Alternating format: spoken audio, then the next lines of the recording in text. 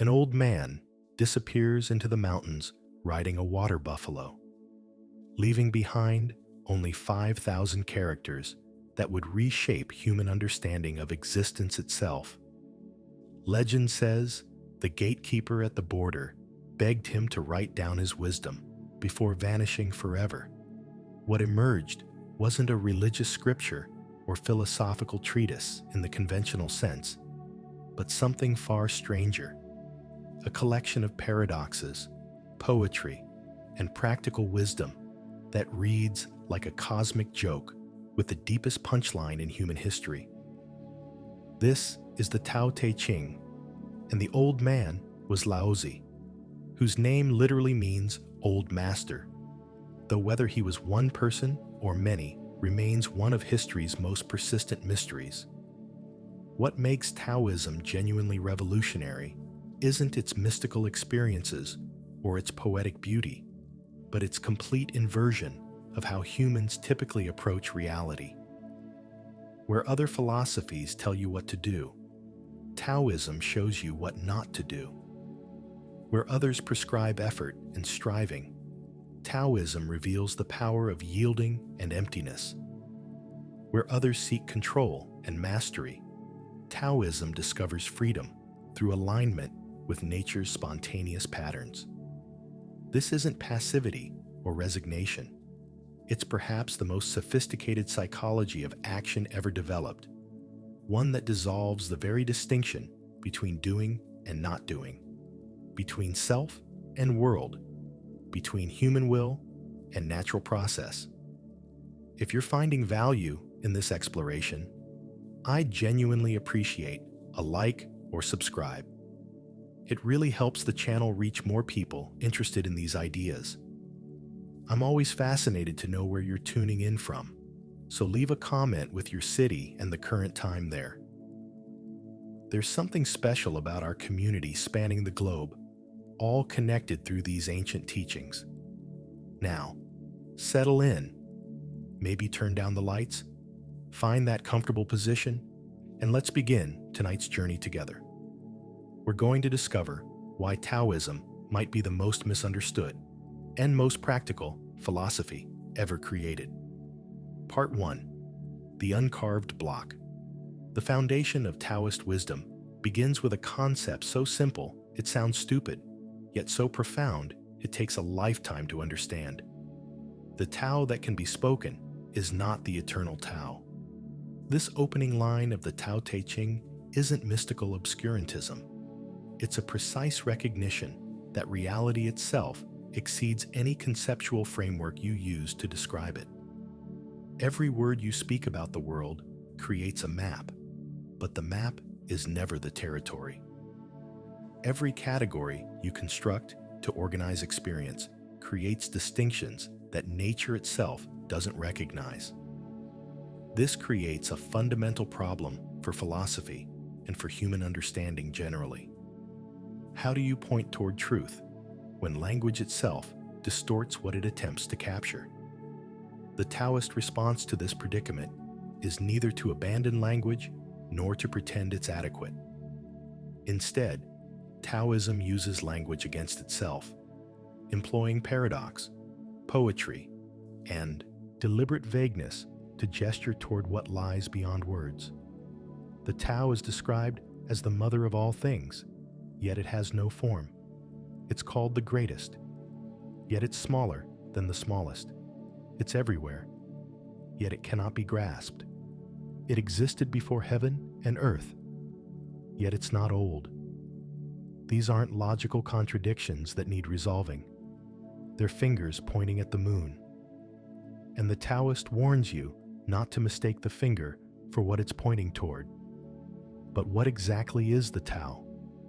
This question itself reveals a misunderstanding, because the Tao isn't a thing that can be defined. It's more like the flowing of water, the growing of plants, the changing of seasons, the spontaneous self-organizing intelligence that manifests throughout nature without anyone planning or directing it. When you watch a river finding its way to the sea, taking the path of least resistance, naturally avoiding obstacles. You're watching the Tao in action. When you observe how an ecosystem maintains balance without central control, each species playing its role without needing instructions, you're seeing Tao's organizing principle. This isn't mysticism. It's recognizing that nature operates through patterns of spontaneous order rather than imposed control. The concept of Wu Wei, usually translated as non-action or effortless action, emerges directly from understanding how the Tao operates. Wu Wei doesn't mean doing nothing. It means acting in harmony with natural patterns rather than forcing things against their nature.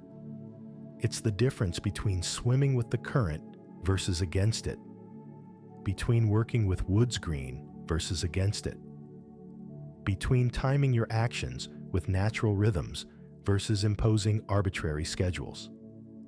A skilled swimmer doesn't fight the water, but moves with it. A master craftsman doesn't force the wood, but follows its natural shape. A wise ruler doesn't impose harsh laws, but allows society to self-organize according to its natural patterns. This principle applies to every aspect of human life with immediate practical implications. Consider a simple example: trying to fall asleep. The more you try to sleep, the more sleep eludes you. Effort defeats itself. But when you stop trying and simply rest, allowing sleep to come naturally, it arrives on its own. The same pattern appears everywhere. The more desperately you pursue happiness, the more it escapes you. The harder you try to be spontaneous, the more forced you become. The more you struggle to be natural, the more artificial you appear. Wu Wei recognizes this self-defeating quality of excessive striving and offers an alternative aligned with natural tendencies rather than fighting them. But here's where Taoism becomes psychologically sophisticated. Wu Wei isn't passivity or laziness. It's action that's perfectly calibrated to circumstances neither too much nor too little. It's hitting the tennis ball with just enough force, not too hard and not too soft. It's speaking words needed, neither verbose nor cryptic. It's responding to situations with precision rather than applying one-size-fits-all solutions. This requires extraordinary sensitivity to context, timing, and natural patterns. The sage doesn't follow rigid rules, but responds fluidly to whatever arises, like water taking the shape of its container. The Taoist concept of ziran, usually translated as naturalness or spontaneity, describes the quality of action that flows from Wu Wei. Ziran is what happens when you're not trying to be anything other than what you naturally are. Watch a cat moving. There's no self-consciousness, no second-guessing, just pure functional elegance. That's Ziran. A child playing without concern for how they appear to others. That's Ziran. An expert performing their craft so naturally that technique becomes invisible. That's Ziran. The goal of Taoist practice isn't to achieve some special state, but to return to the naturalness that civilization's artificiality has covered over. This brings us to one of Taoism's most important insights: the problem of civilization itself. The more society develops elaborate rules, technologies, and systems of control, the more it separates people from natural spontaneity. Laws create criminals by defining transgressions. Moral codes create shame by establishing standards of proper behavior. Educational systems create ignorance by defining what counts as knowledge. This isn't an argument for rejecting civilization entirely, but a recognition that human cultural constructions often solve problems they themselves created. The Tao Te Ching expresses this with characteristic paradox. When the great Tao is forgotten, kindness and morality arise. When wisdom and intelligence appear, great pretense begins. When family relationships are disturbed, filial piety appears. When the nation falls into chaos, loyal ministers emerge. This isn't cynicism about virtue. It's recognizing that explicit moral instruction becomes necessary only when natural goodness has been lost. A truly harmonious society wouldn't need elaborate ethical codes because people would act appropriately through natural attunement to circumstances rather than through following imposed rules. The symbol most associated with Taoism, the yin-yang, embodies the philosophy's understanding of reality's fundamental structure. Yin and yang aren't opposing forces in conflict, but complementary aspects of a dynamic whole. Yin is dark, receptive, yielding, feminine, while yang is bright, active, assertive, masculine.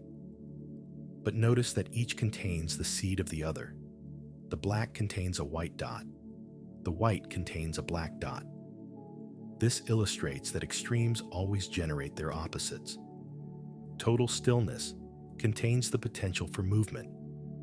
Maximum activity creates the conditions for rest. Success carries the seeds of failure. Weakness can become strength. This cyclical understanding of change has profound implications for how you approach life. Western thinking often treats opposing qualities as contradictory. You're either strong or weak, active or passive, successful or unsuccessful. Taoist thinking sees these as phases in natural cycles. Strength overextended becomes rigidity and breaks. Weakness understood properly becomes flexibility and endures. The hard falls before the soft. The rigid breaks while the supple bends. Water, the softest substance, eventually wears away stone, the hardest. This isn't moral judgment, but natural observation. Reality operates through complementary opposites that transform into each other through time. The Taoist understanding of emptiness provides another key to the philosophy's practical power. Emptiness isn't nothing. It's the useful space that allows function. A bowl is useful because of the empty space that holds things. A house is useful because of the empty space inside where you live. A wheel works because of the empty hub that allows rotation. 30 spokes converge on a hub. It's the hole in the center that makes the wheel work. This reverses ordinary thinking, which focuses on what's present rather than what's absent. Taoism recognizes that absence can be more important than presence, that what's not there often determines functionality more than what is there. This principle applies directly to human psychology and behavior. The mind full of opinions and preconceptions has no space to perceive what's actually happening. The schedule packed with activities leaves no room for spontaneous response to circumstances. The person who must always be doing something can't recognize opportunities that require stillness. Emptiness isn't lack, but potential, the space where new possibilities can emerge. Learning to value and cultivate emptiness rather than constantly filling every moment with activity represents one of Taoism's most counterintuitive yet practically important insights. Part 2. The Valley Spirit. The sage, in Taoist philosophy, isn't someone who's achieved mastery over reality, but someone who's achieved transparency to the Tao. This distinction matters because it reveals Taoism's understanding of wisdom as receptivity rather than acquisition. The sage doesn't accumulate knowledge like a scholar or power like a ruler. Instead, the sage empties themselves of preconceptions and responds to situations with immediate appropriateness, like a valley that receives all streams without judgment, or a mirror that reflects everything without distortion. The valley spirit never dies. This is called the mysterious female. The gate of the mysterious female is the root of heaven and earth. This poetic description points toward the receptive, generative quality that the sage embodies. Like a valley, the sage is low, humble, empty, and precisely because of these qualities, everything flows toward them naturally. Water doesn't flow upward toward mountains, but downward toward valleys. Similarly, by taking the low position, the sage becomes the natural center without seeking it. But this isn't just metaphorical abstraction. It describes a precise psychological and social dynamic. Notice how people who desperately seek status often repel others, while those genuinely unconcerned with status often attract followers naturally. Notice how trying too hard to be liked creates the opposite effect, while genuine indifference to approval often generates respect. The Taoist understands these paradoxical patterns and works with them rather than against them. By not seeking, you receive. By not striving, you achieve. By not competing, you win. The sage's emptiness makes them infinitely adaptable. With no fixed opinions, they can respond appropriately to changing circumstances. With no personal agenda, they can perceive situations clearly, rather than through the filter of what they want to be true. With no need to defend a position, they can acknowledge when they're wrong and adjust. This flexibility gives the sage enormous practical advantage, even though they seek no advantage. Like water, taking the shape of any container, the sage adapts to circumstances without losing essential nature. Taoism describes the sage as practicing non-contention. This doesn't mean avoiding all conflict, but refusing to engage in ego-driven competition.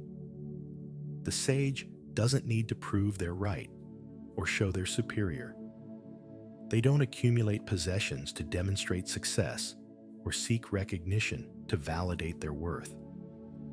This freedom from competitive striving removes enormous psychological burden. You no longer need to constantly compare yourself to others or defend your status.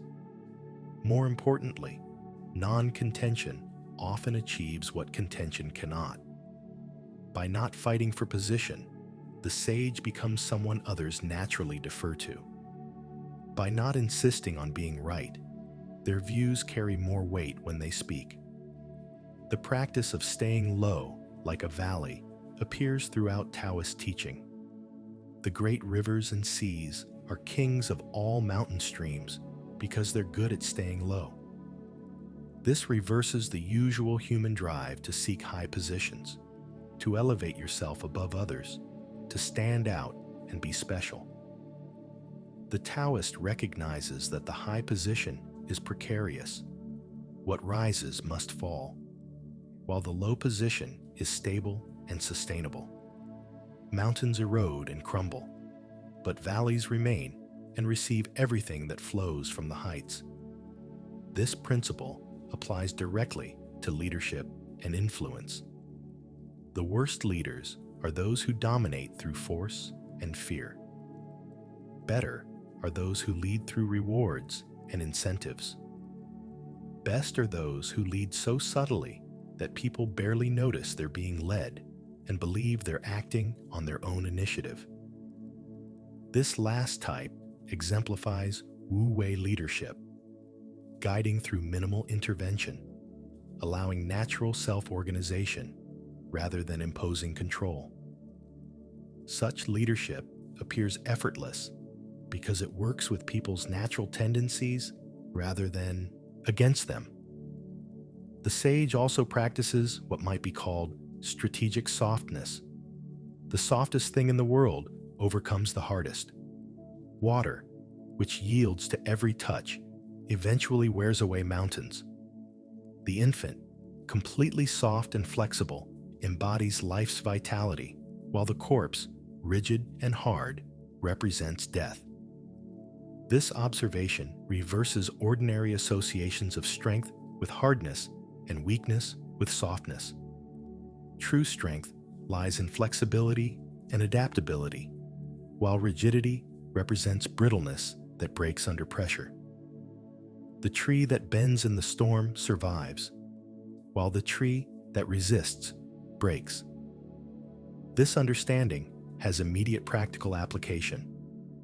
When facing aggression, the Taoist response isn't to meet force with force. That's the rigid approach that leads to mutual destruction. Instead, yield like water, absorb the force, redirect it, use the opponent's energy against them. This is the principle underlying martial arts like Tai Chi and Aikido, but it applies equally to psychological and social conflicts. When someone attacks you verbally, responding with defensive argument often escalates the conflict. But if you acknowledge their point, find truth in their criticism, respond with openness rather than defensiveness, you dissolve the conflict by removing resistance. The sage's relationship with knowledge represents another inversion of ordinary values. In pursuit of knowledge, every day something is added. In pursuit of the Tao, every day something is dropped. Less and less is done until wu-wei is achieved. This doesn't mean becoming ignorant or anti-intellectual, but recognizing that accumulated knowledge can become a barrier to direct perception. The expert often can't see what a beginner sees because they filter everything through their conceptual frameworks. The learned person struggles with simple direct response because they're always consulting their mental catalog of proper procedures. Taoism values what might be called beginner's mind, the ability to meet each situation fresh, without preconceptions, seeing what's actually there rather than what you expect to see. This requires letting go of expertise, at least temporarily, to regain direct contact with reality. It's the difference between eating a meal while analyzing its flavors versus simply tasting and enjoying. It's the difference between viewing a sunset through photographic technique versus just watching it with wonder. Knowledge is useful, but it shouldn't obscure direct experience.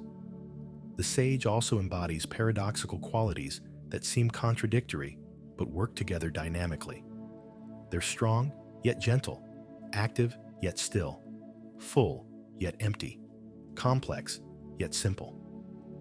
These aren't balanced compromises, but simultaneous opposites held in creative tension. The sage can be fierce when circumstances require it, yet return immediately to gentleness when fierceness is no longer needed. They can act decisively in the moment, yet remain completely still in their center. They contain vast understanding, yet respond with childlike simplicity. This integration of opposites reflects the yin-yang principle operating at the psychological level. Most people identify with one side or the other. They're either aggressive or passive, rational or emotional, serious or playful. The Taoist sage has access to the full spectrum and draws on whichever quality serves the situation. This wholeness makes them far more effective than someone who's mastered only one way of being, no matter how expert they are in that one way. The sage's governance of self mirrors ideal governance of society: minimal, subtle, unobtrusive. The best rulers govern so smoothly that people barely notice government exists. The best self-governance works the same way. You guide yourself gently toward what serves life without harsh internal rules and punishments. When you violate your own principles, you acknowledge it and adjust, rather than engaging in guilt and self-criticism. When you discover you're heading the wrong direction, you simply change course without drama. This self-governance operates like water flowing, always seeking the lowest level, naturally moving toward equilibrium, requiring no force because it follows natural tendencies. Part 3. The Infant and the Mother. One of Taoism's most striking metaphors for the ideal state of being is the newborn infant. The infant knows nothing of social convention, has no accumulated opinions, makes no moral judgments, yet embodies complete vitality and natural authenticity. The infant cries when uncomfortable without concern for propriety, rests when tired without scheduling, engages fully with whatever's present without planning or regretting. This represents humanity before socialization's artificial layer gets added. Natural, spontaneous, whole. Can you keep your soul and embrace oneness without departing? Can you make your breath soft like that of an infant? The comparison to infant breath is precise. It's soft, natural, extending all the way to the belly, unforced. Watch how adults breathe, shallow, tight, caught in the chest, often holding breath without realizing it. This reflects and reinforces psychological tension. Learning to return to infant breathing, soft, deep, natural, provides direct access to greater calm and presence. But Taoism doesn't romanticize infancy or advocate childishness. The infant's completeness comes from not having been damaged by artificial distinctions yet, but the infant also lacks awareness and discrimination. The goal is reaching mature adulthood while recovering the infant's natural wholeness, becoming like a child again, but consciously. This combines the adult's discriminating awareness with the child's spontaneous vitality, creating what might be called sophisticated simplicity. The mother represents the source, the Tao itself as generative, nurturing, sustaining. Know the masculine, keep to the feminine, become the valley of the world. This reverses patriarchal values that privilege masculine qualities over feminine ones. Taoism recognizes that the feminine, receptive, yielding, dark, mysterious, empty, contains generative power that the masculine, active, asserting, bright, known, full, depends upon. The seed, masculine, requires the womb, feminine, to manifest. Action, masculine, emerges from stillness, feminine. Form, masculine, arises from emptiness, feminine. This isn't about gender, but about complementary principles that both men and women can embody. The feminine quality of receptivity allows you to truly listen rather than just waiting for your turn to speak. Yielding lets you work with resistance rather than fighting it. Darkness provides rest and regeneration that bright activity depletes. Emptiness creates space where new possibilities can emerge. Modern culture, particularly Western culture, heavily favors masculine values: constant doing, aggressive pursuing, controlling, defining, filling every space and moment. Taoism offers corrective balance by revealing the power in feminine qualities that get dismissed as weakness. The return to the source represents a central movement in Taoist practice and philosophy. Everything emerges from the Tao and eventually returns to it. The 10,000 things arise, and I watch their return. Things flourish and flourish, but each returns to its root. Returning to the root is called stillness, which is the way of nature. This isn't advocating for primitivism or rejecting development, but recognizing that all complexity eventually simplifies, all activity eventually rests, all departure eventually returns home. Understanding this cyclical pattern prevents getting lost in complexity or burned out by constant activity. Practically, this means learning to periodically return to simple basics. In meditation, this means returning to the breath when the mind wanders into complex thought.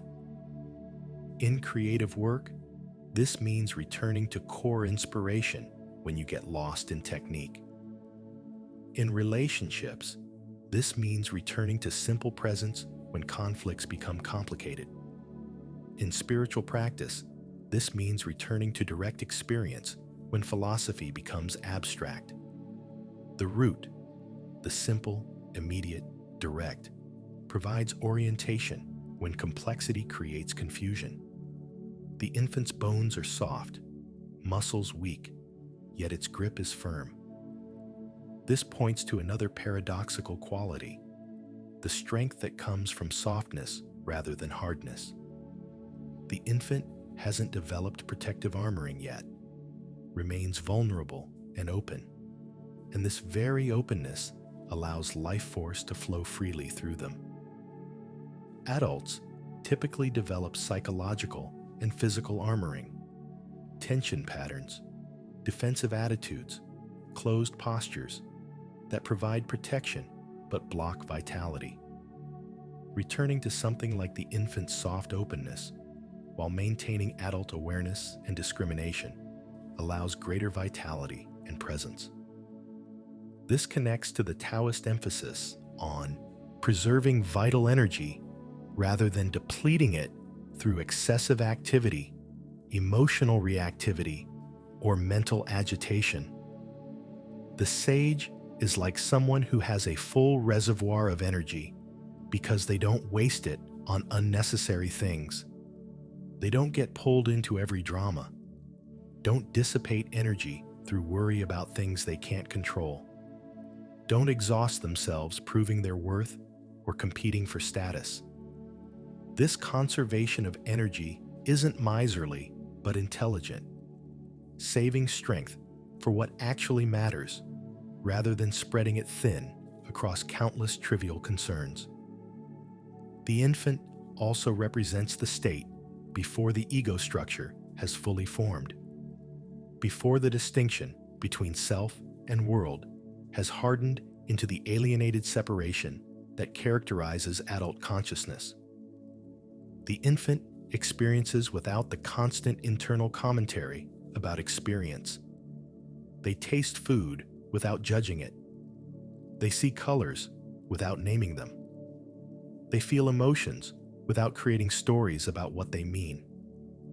This preconceptual awareness remains available to adults, but gets buried under layers of interpretation and categorization. Taoist practice often aims to temporarily suspend this interpretive overlay and return to direct perception, seeing things as if for the first time. But there's danger in misunderstanding the infant metaphor. It doesn't mean becoming helpless, dependent, or irresponsible. It doesn't advocate for rejecting adult capabilities and returning to childish unconsciousness. The goal is integration, maintaining adult awareness, skills, and responsibilities while recovering the infant's natural spontaneity, vitality, and wholeness. This is considerably more challenging than simply regressing to childishness. It requires mastery that includes and transcends ordinary adult consciousness rather than abandoning it. The mother and infant relationship also models ideal relating more generally. The good mother attends to the infant's needs without imposing her agenda. She responds to what's actually present rather than following predetermined ideas about what should happen. She provides structure and safety without controlling or limiting unnecessarily. She allows the infant's nature to unfold rather than trying to shape them according to her image. This respectful, responsive relationship provides a model for how the sage relates to people, how the ruler relates to citizens, how you relate to your own nature and to reality itself. Part 4. The Power of Weakness. Nothing in the world is softer and weaker than water, yet nothing surpasses it in attacking what is hard and strong. This observation provides the foundation for one of Taoism's most important strategic insights. Apparent weakness often contains greater power than obvious strength. Water doesn't attack directly, but persists gently until even the hardest rock wears away. Water doesn't force its way, but finds the path of least resistance, yet eventually reaches its destination. Water adapts perfectly to circumstances, taking any shape needed, yet maintains essential identity. This water principle applies to every domain of human activity.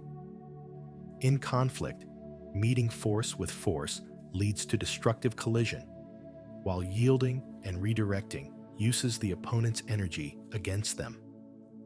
In persuasion, arguing forcefully often increases resistance, while gently questioning allows people to convince themselves.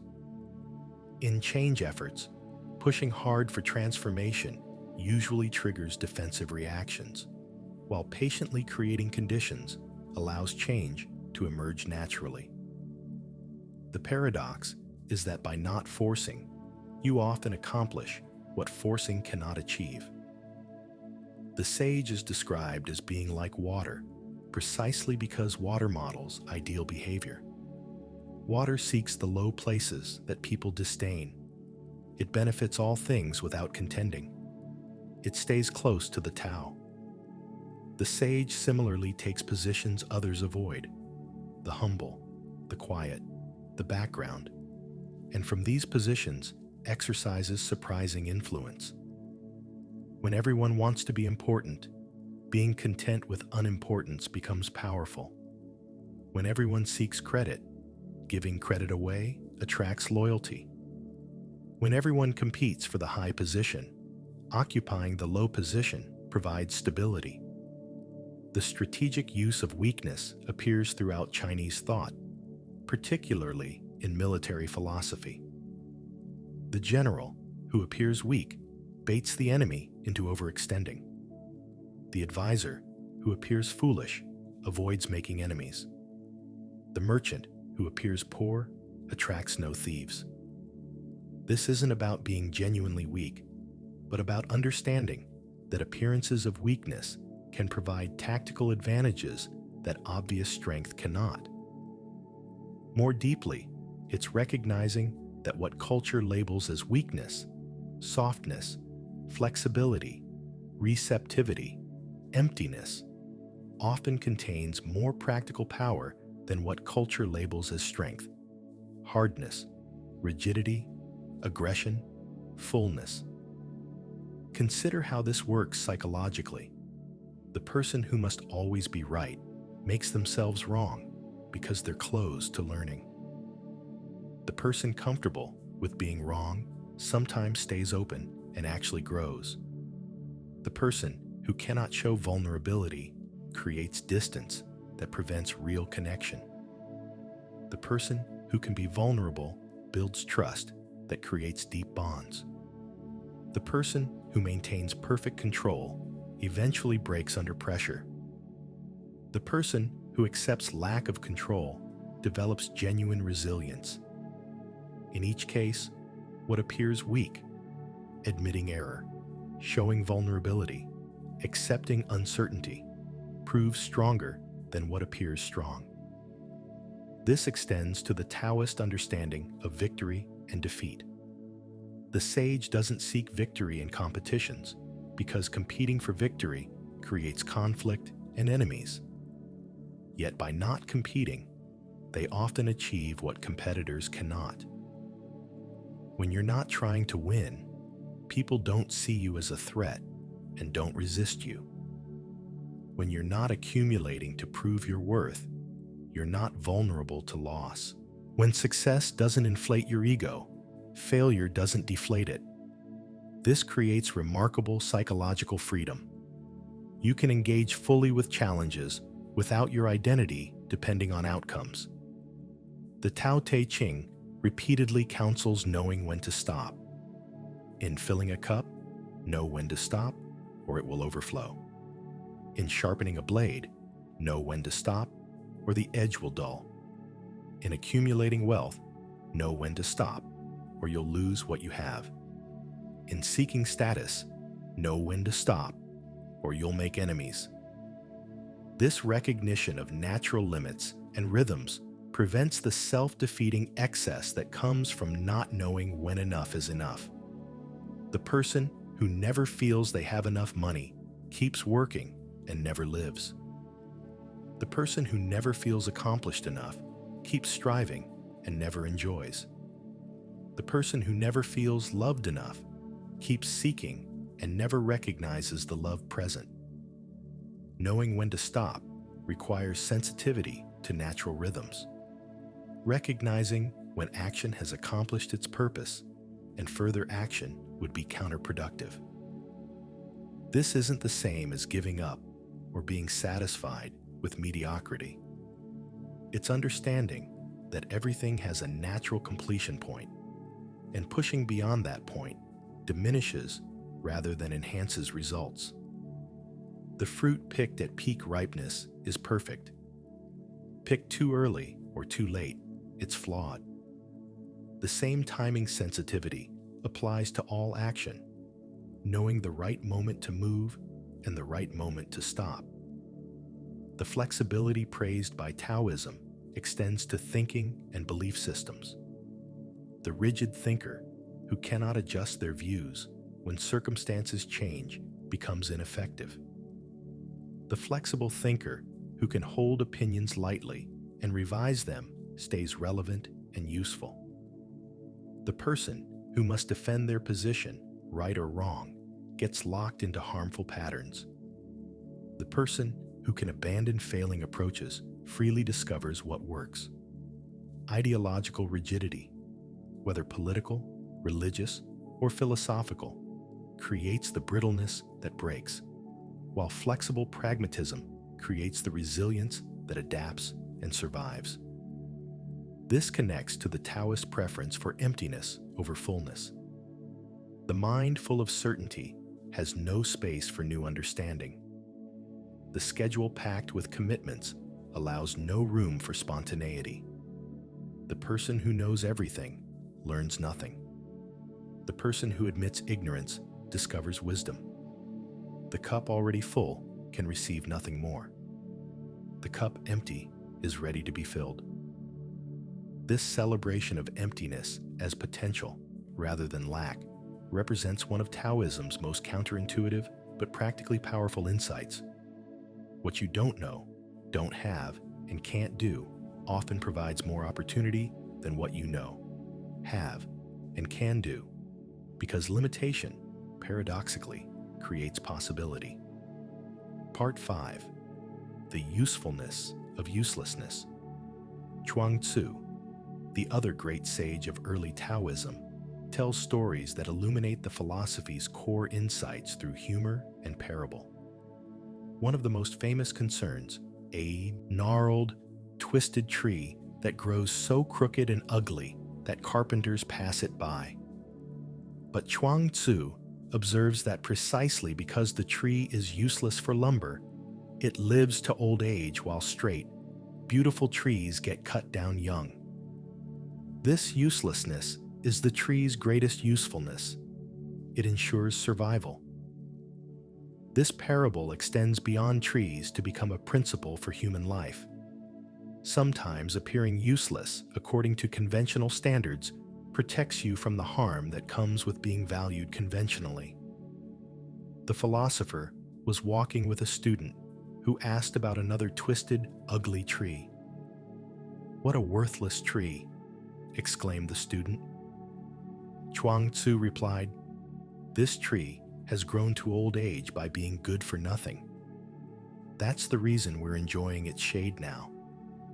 The student who sees only conventional utility misses the deeper usefulness of what appears useless. The shade, the presence, the aesthetic appeal of the ancient tree. These benefits become available precisely because no one valued it enough to cut it down. Similarly, the person who doesn't fit conventional molds of success often discovers freedoms and possibilities that the conventionally successful never access. This principle applies directly to how you live. If you're useful, according to society's standards, productive, profitable, efficient, you'll be used until you're used up. The valuable employee gets exploited until they burn out. The talented person gets pulled in multiple directions until they fragment.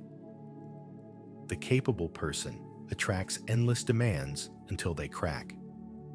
But if you appear somewhat useless by conventional measures, you create space to pursue what genuinely matters to you, rather than what others want from you. This isn't advocating for actual uselessness, but for strategic positioning that protects your energy and freedom. Chuang Tzu also tells of a bell stand made from a sacred tree. The tree was considered sacred and left standing, growing massive and ancient, while around it, ordinary trees were cut for lumber. Eventually, a carpenter recognized the tree's perfect shape for a bell stand. Its very uselessness for ordinary purposes made it uniquely qualified for this special purpose.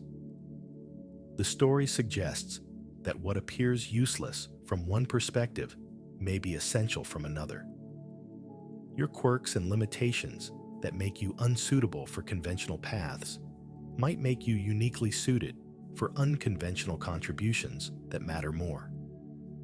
The emphasis on uselessness connects to the Taoist critique of Confucian morality and social convention. Confucianism developed elaborate systems of proper behavior, social roles, and moral education. Taoism saw these artificial constructs as the problem rather than the solution. When you try to make people useful to society through moral education and social conditioning, you damage their natural spontaneity and authenticity. They become like trained animals, performing tricks rather than wild creatures following their nature.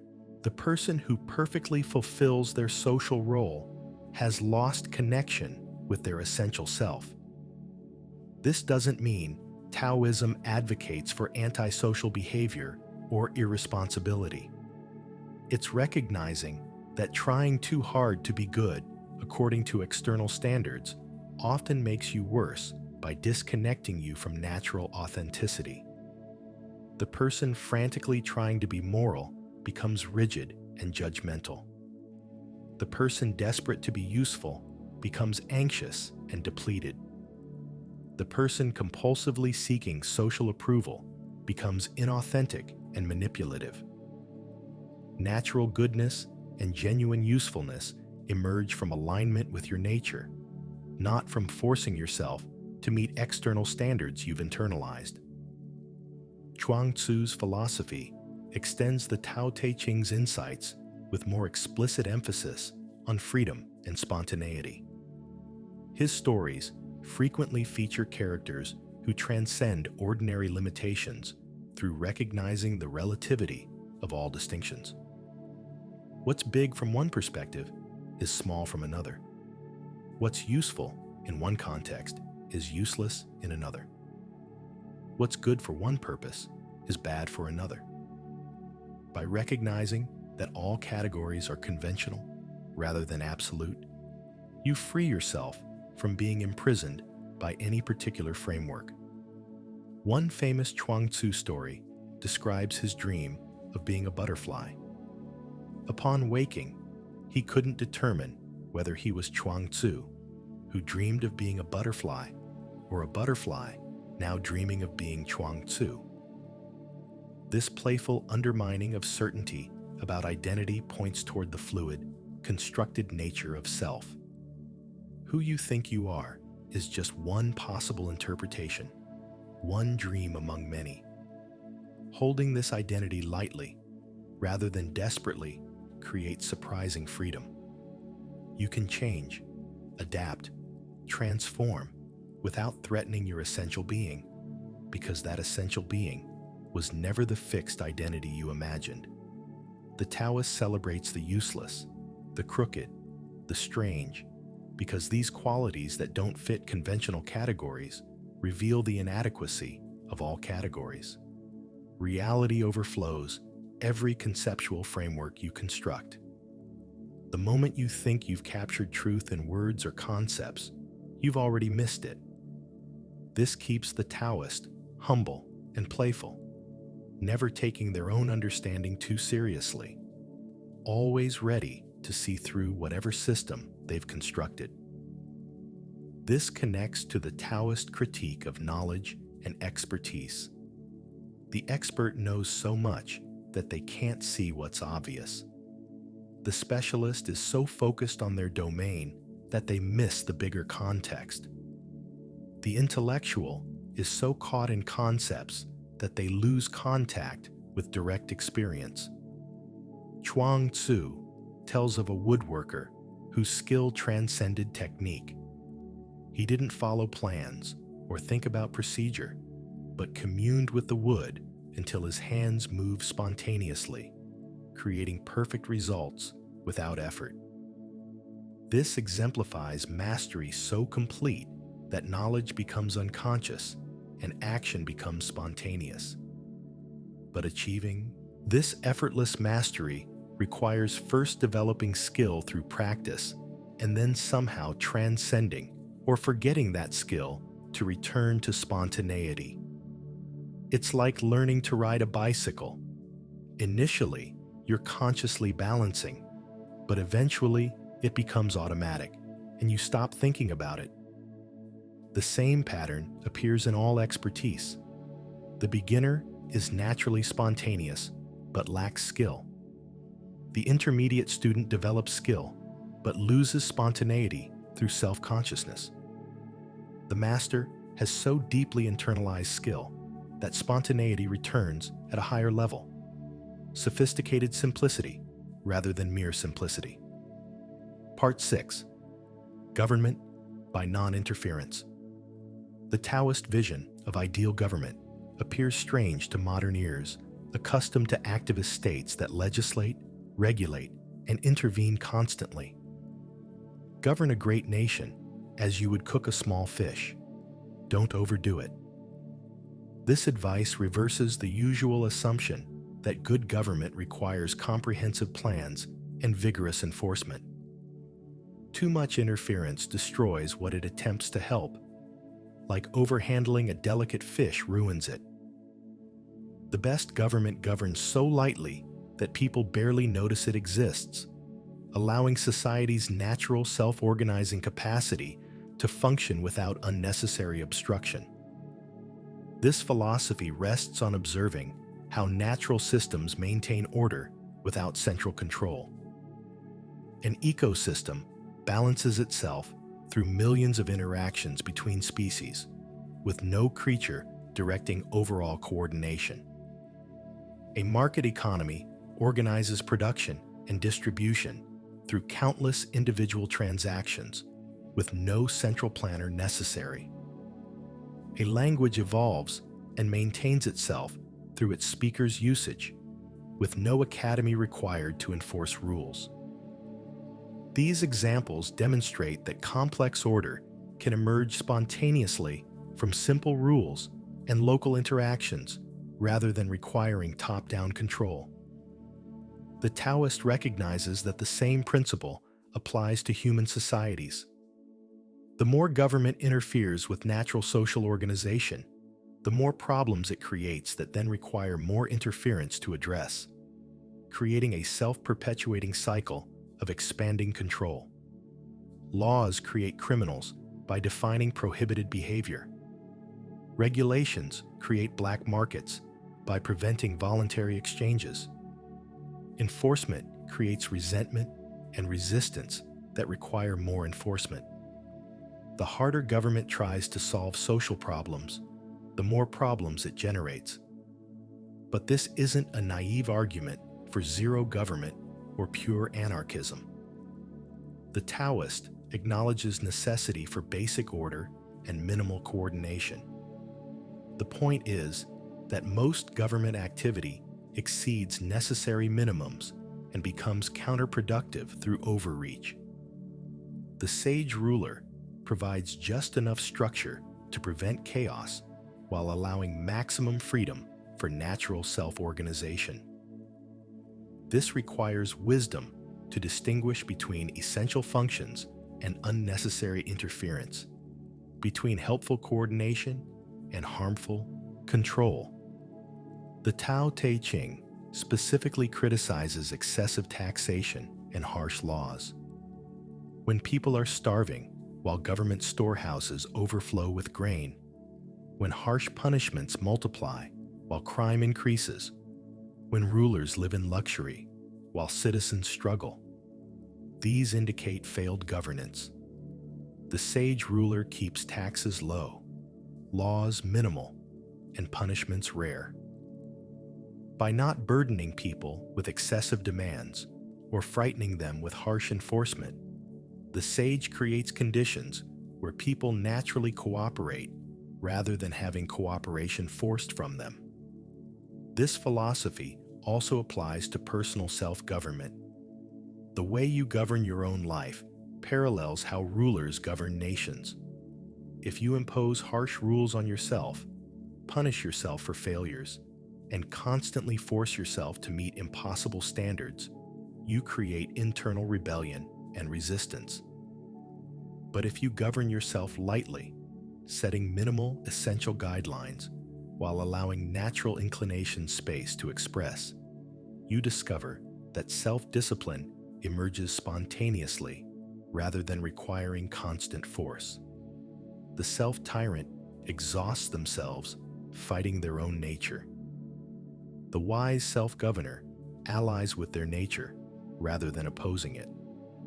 The Taoist also warns against the proliferation of moral education and virtue campaigns. The more a society needs to explicitly teach and enforce virtue, the less natural virtue it possesses. When the great Tao is forgotten, kindness and morality arise. When wisdom and intelligence appear, great pretense begins.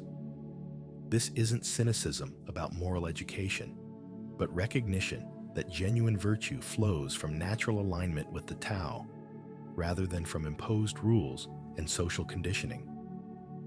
The person who must constantly remind themselves to be good is fighting their nature rather than following it. The truly good person acts virtuously without conscious effort because they haven't lost connection with natural authenticity. This creates a paradox for governance. The best way to create a virtuous society is not through moral education and enforcement, but through removing obstacles to natural virtue. Keep people content with simple necessities. Don't stimulate excessive desires through luxury displays. Don't create artificial status hierarchies that make people desperate to compete. Don't impose complex rules that require clever manipulation to navigate. When people aren't constantly struggling for survival, competing for status, or trying to evade oppressive rules, they naturally treat each other decently. The Taoist ruler leads by example rather than by command. Being authentic, simple, and content yourself creates more social good than elaborate policies to improve others. When the ruler doesn't accumulate excessive wealth, people don't become desperate thieves. When the ruler doesn't display luxury, people don't develop insatiable desires. When the ruler remains humble, people don't become resentful of hierarchy. The ruler, who cultivates themselves properly, needs to do little else. Their influence spreads naturally through their presence and example rather than through active intervention. This philosophy extends to leadership at all levels: managing organizations, teaching students, parenting children, directing creative projects. The best leaders create conditions for success and then minimize their interference, trusting the natural capability of those they lead. The worst leaders constantly intervene, micromanage, and refuse to delegate, exhausting themselves and preventing others from developing competence. The former approach seems passive, but actually achieves more by working with human nature. The latter appears active, but accomplishes less by fighting against natural tendencies. Part 7. The Great Integrity. Te, usually translated as virtue or power, represents the second half of Tao Te Ching's title and provides crucial balance to the concept of Tao. If Tao represents the universal way or natural pattern, Te represents the particular expression of Tao in individual things and beings.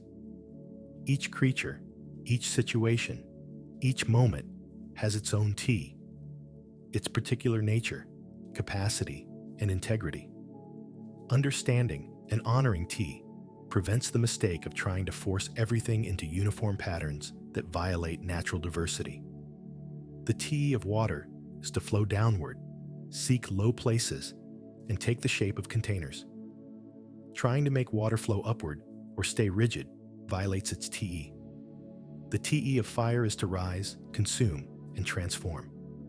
Trying to make fire heavy or static violates its Te.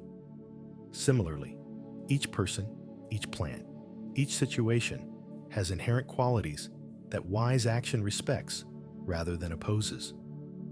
The sage recognizes and works with each thing's Te, rather than imposing a one-size-fits-all approach that violates natural diversity.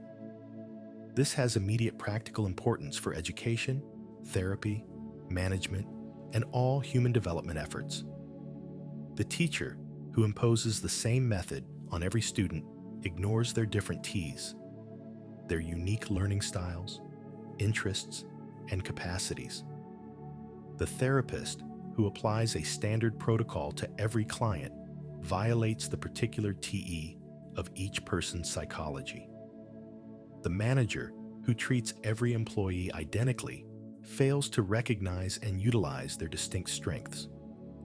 Success requires perceiving and respecting what's naturally present rather than forcing uniformity. But Te also involves integrity in the modern sense, wholeness, authenticity, alignment between inner nature and outer expression. When you violate your own Te by living inauthentically, following others' expectations rather than your nature, you lose power and vitality. You become fragmented, conflicted, depleted.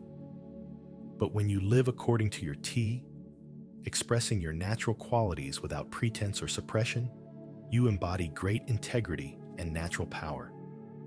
You're whole rather than divided, authentic rather than fake, energized rather than exhausted. The Taoist path involves discovering your own Te, your particular way of embodying and expressing the Tao. This isn't the same as the Western idea of creating or inventing yourself. Your Te is already present, waiting to be uncovered rather than constructed. It's like a sculptor revealing the form hidden in the block rather than imposing an arbitrary shape. The work is removing what obscures natural shape rather than adding artificial layers. This connects to the Taoist critique of conventional education and social conditioning. Society tries to mold everyone according to standard patterns, proper behavior, correct opinions, acceptable expressions. This social conditioning layers over natural Te, like paint covering wood grain. The person successfully socialized may fit smoothly into society, but has lost connection with authentic self. Recovery of Te requires stripping away these accumulated layers to reveal what was always present beneath them. But discovering your Te doesn't mean you can do whatever you want without reference to consequences or others' welfare. Your Te exists in relationship with the Te of everything else. The way a key fits a lock, the way a piece fits a puzzle, your Te finds its place within the larger pattern. Understanding your Te includes understanding where and how you naturally fit within the whole, rather than trying to force yourself into positions that violate your nature, or trying to force the world to accommodate your desires. The concept of tea also addresses the problem of power and its corruption. When power comes from aligning with natural patterns rather than from forcing compliance, it remains pure and doesn't corrupt. This is the power of water wearing away stone, the power of the yielding overcoming the rigid, the power of emptiness allowing function. But when power comes from domination and control, it corrupts both the powerful and the subordinate. The ruler who forces obedience damages both their own character and their subjects' spirits. The teacher who controls through fear harms both their own integrity and their students' development. The person who cultivates their te without seeking external validation or power finds that influence comes naturally as a byproduct rather than as a goal. Others naturally trust someone who's genuinely authentic.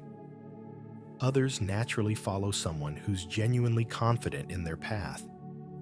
Others naturally respect someone who respects themselves and others.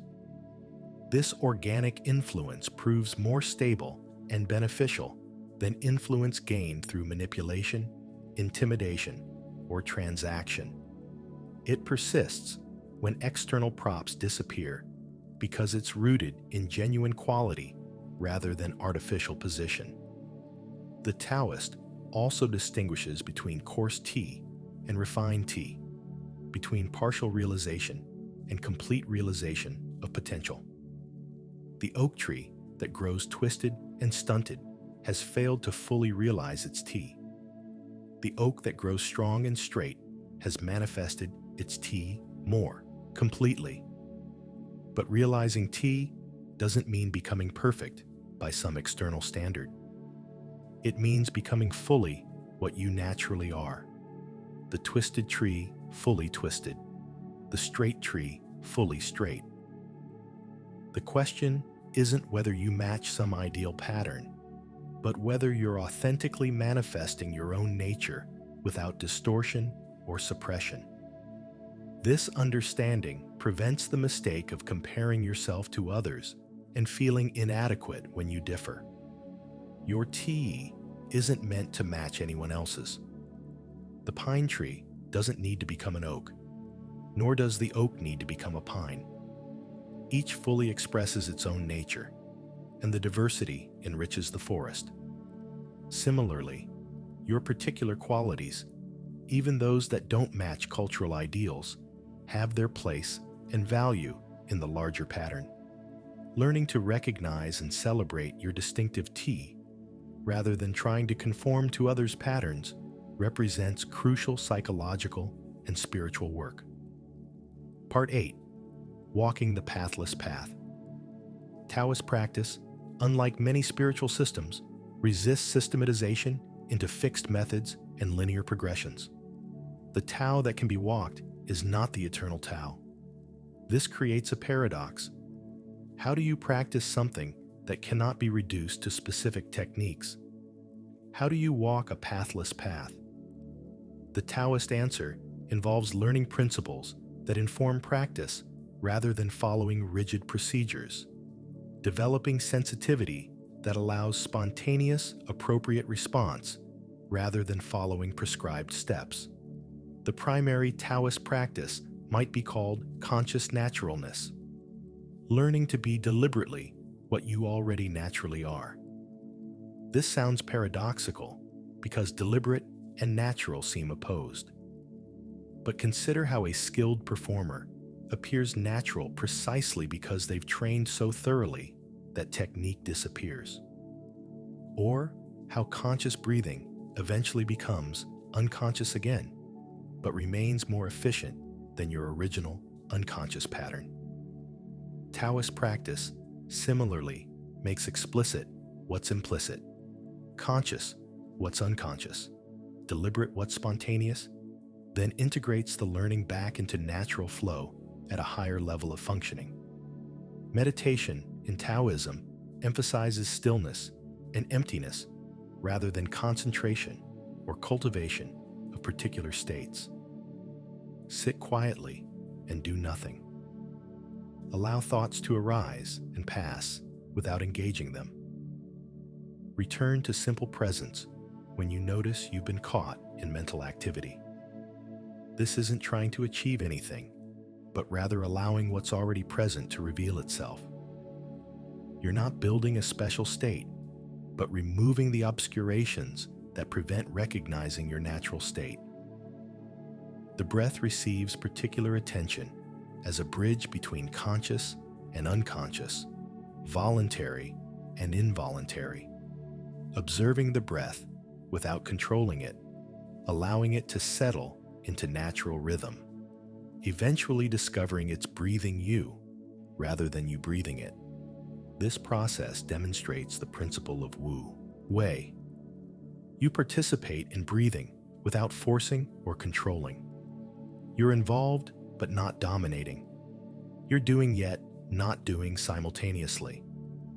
The Taoist also practices what might be called conscious alignment with nature's patterns. Observing how water flows teaches yielding and persistence. Watching trees bend in wind teaches flexibility without breaking. Noticing how valleys receive everything teaches receptivity and low positioning. Observing seasons teach natural cycles of growth and decay, activity and rest. These aren't just metaphors, but direct teaching from nature about how reality operates. Spending time in natural settings attunes you to these patterns viscerally, rather than just conceptually. Daily life provides endless opportunities for practicing Wu Wei, doing what needs doing without excessive force, responding appropriately to circumstances without rigid planning, allowing things to unfold rather than forcing outcomes. This might look like waiting for the right moment to speak in a conversation rather than jumping in immediately. It might mean recognizing when you're forcing a solution and stepping back to let a better approach emerge naturally. It might involve sensing when activity has accomplished its purpose and stopping rather than continuing past the point of usefulness. The practice also includes unlearning, deliberately releasing conditioning that obscures natural spontaneity. This might involve catching yourself performing for others and choosing authenticity instead, or noticing when you're following someone else's standards rather than your own nature and adjusting, or recognizing beliefs you've absorbed without examination and questioning whether they're actually true or helpful. This unlearning often feels more difficult than learning because you must recognize what's become unconscious and release what's become comfortable. Taoist practice traditionally included physical cultivation through practices like Tai Chi, Qigong, and various martial arts. These aren't merely exercise, but methods for training the body-mind connection, developing sensitivity to internal energy flow, and embodying philosophical principles. Moving slowly and deliberately while remaining relaxed demonstrates Wu Wei physically. Yielding to force while maintaining center shows the power of softness. Coordinating breath with movement integrates body and mind. These practices make abstract philosophy concrete and experiential. The relationship with a teacher in Taoism differs from traditions that emphasize transmission of specific knowledge or techniques. The Taoist teacher doesn't so much teach as create conditions where students discover what they need to learn. They might give cryptic answers that require working through yourself rather than clear explanations. They might assign tasks that seem irrelevant but develop necessary sensibilities. They might simply model the way so students can observe and absorb rather than receive explicit instruction. This indirect teaching respects each student's unique T and allows understanding to emerge organically rather than being imposed from outside. Community practice offers support and perspective that individual practice can miss. Other practitioners notice your blind spots, challenge your assumptions, and provide feedback about whether your understanding matches your embodiment. But Taoist community remains loose and informal rather than highly structured. Members come together for mutual benefit, but maintain independence rather than creating rigid hierarchies or demanding conformity. This reflects the philosophy's emphasis on natural association rather than forced organization. The Taoist also practices what might be called strategic disengagement, knowing when to withdraw from situations that pull you away from center. This isn't permanent withdrawal, but tactical retreat that conserves energy and maintains clarity. When social obligations become draining, the sage creates space for solitude. When complexity becomes overwhelming, they return to simplicity. When activity becomes compulsive, they rest. This ability to disengage when necessary prevents the burnout that comes from constant engagement. Part 9. Beyond words and concepts. The Taoist faces a fundamental problem. The very nature of the Tao means it cannot be captured in language. Yet without language, how can it be communicated? This creates the distinctive literary style of Taoist texts: paradoxical, poetic, deliberately obscure.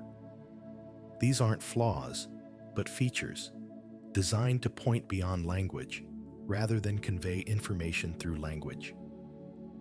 Understanding this distinction is crucial for engaging with Taoist philosophy without getting trapped in conceptual confusion. When the Tao Te Ching says the Tao that can be named is not the eternal Tao, it's not being mystically vague, but making a precise epistemological point. Every name creates a distinction: this versus that, included versus excluded. But the Tao precedes all distinctions. It's the undifferentiated whole from which all particular things emerge. Naming it automatically creates a false limitation, turning it into an object when it's actually the context in which all objects appear. This is why Taoist texts rely heavily on metaphor, especially natural images. Water, valleys, empty space, the uncarved block. These point toward qualities without forcing them into rigid definitions. Metaphor works differently than literal description. It suggests rather than states, evokes rather than explains, resonates rather than defines. This allows engagement with what's being communicated without reifying it into fixed concepts. The paradoxes serve a similar function. When the text says, "The Tao is both great and small, both full and empty, both ancient and newly born," it's not being illogical, but gesturing towards something that transcends the either or categories of normal thinking. These paradoxes aren't meant to be resolved logically, but to break the grip of conceptual thinking and open awareness to direct perception that doesn't require mediation through thought. The Taoist use of negative description, saying what the Tao is not rather than what it is, also serves this function. You can't directly describe what precedes all categories, but you can negate false descriptions.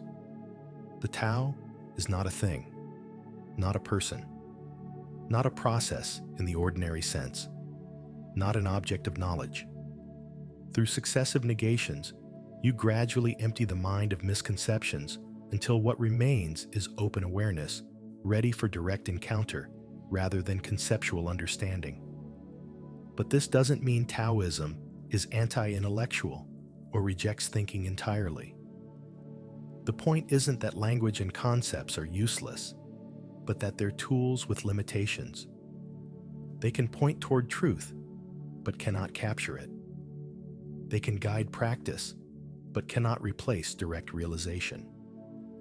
The sage uses words skillfully, but doesn't become trapped by them. They can think clearly, but don't mistake thinking for experiencing. They employ concepts when helpful, but remain free from conceptual imprisonment. This creates a distinctive relationship with knowledge and expertise. The Taoist values practical wisdom over theoretical knowledge, direct experience over abstract understanding, embodied realization over mere intellectual comprehension. Someone can know all about water without being able to swim. Someone can study music theory without being able to play. Someone can memorize philosophical texts without any transformation in their actual living. The Taoist dismisses this type of knowledge as worse than useless because it creates the illusion of understanding while missing the reality. True understanding in Taoism is demonstrated through living rather than through articulation. The person who embodies Wu Wei might not be able to explain it clearly, but their actions reveal their understanding. The person who has realized their tea might not be able to describe it precisely, but their authenticity shows their attainment. The person who aligns with the Tao might not be able to define it accurately, but their presence communicates their realization. This shifts the emphasis from knowing about to knowing how, from understanding through concepts to understanding through direct participation. Part 10. The return to source.